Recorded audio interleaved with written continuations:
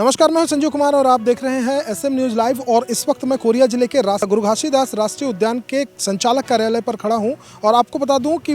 महेश टुंडे के खिलाफ जो उनके ही विभाग के 2 कर्मचारियों ने शिकायत दर्ज कराई थी कि उनको 12 से 13 वर्षों तक लगातार काम करने के बाद भी महेश टुंडे के द्वारा शिव नारायण और नान साय जैसे 2 लोगों को बैठा दिया जाता है और उनका पूरा वेतन का भुगतान भी नहीं किया जाता। न सिर्फ इतना ही बल्कि दोनों कर्मचारियों को महेश टुंडे ने जान से मारने तक की धमकी दी थी, जिसके बाद इन दोनों व्यक्तियों ने नान साय और शिव नारायण ने महेश टुंडे के खिलाफ सोनहत थाने में भी रिपोर्ट दर्ज कराई थी, आवेदन दिया था। लेकिन उस आवेदन की जांच करने के बाद अब तक क्या हुआ उस बारे में अभी तक कोई जानकारी नहीं मिल पा रही है। और न सिर्फ इतना ही बल्कि आपको बता दूं कि महेश टुंडे ने ये जो खबरें चली थी, इन सभी खबरों के नान साय और शिव नारायण के वर्जन के आधार पर, उनके आवेदन के आधार पर जो खबरें चली थी, उन खबरों के बाद उस पूरी बात को बेबुनियाद बताते हुए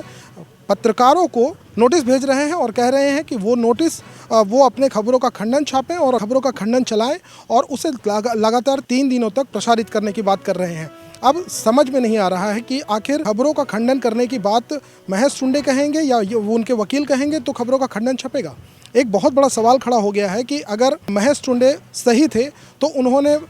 उनके खिलाफ उनके ही विभाग के कर्मचारियों ने शिकायत क्यों की, और अगर महेश टुंडे सही थे तो इस तरह की शिकायत के बाद वो नोटिस क्यों भेजे, वो डायरेक्ट पत्रकारों पर मानहानि का दावा क्यों नहीं किया। लेकिन अब जिस वकील ने, जिस अधिवक्ता ने पत्रकार के खिलाफ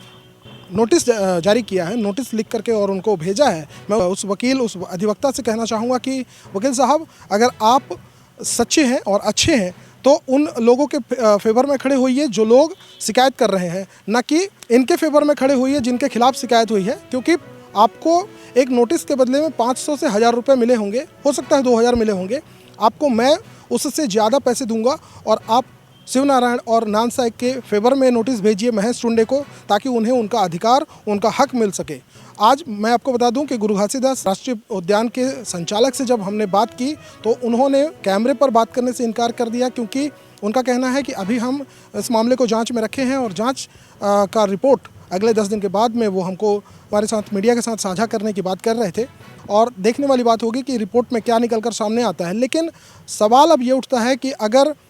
महेश टुंडे ने जो कर्मचारियों के साथ गलत किया है और महेश टुंडे ने कर्मचारियों की बात अगर माने, महेश टुंडे ने कर्मचारियों को जो बातें कही है अगर वो सही है, तो महेश टुंडे ऐसे में भी बाहर घूम रहे हैं और उनका बाहर घूमना कहीं ना कहीं खतरा हो सकता है समाज के दूसरे लोगों के लिए। और महेश टुंडे के खिलाफ जो जांच होगी उसके बाद क्या कार्रवाई होगी, अब ये देखने वाली बात है। अपने आसपास घट रही घटनाओं को जानने के लिए चैनल को सब्सक्राइब करना और बेल आइकॉन को दबाना ना भूलें।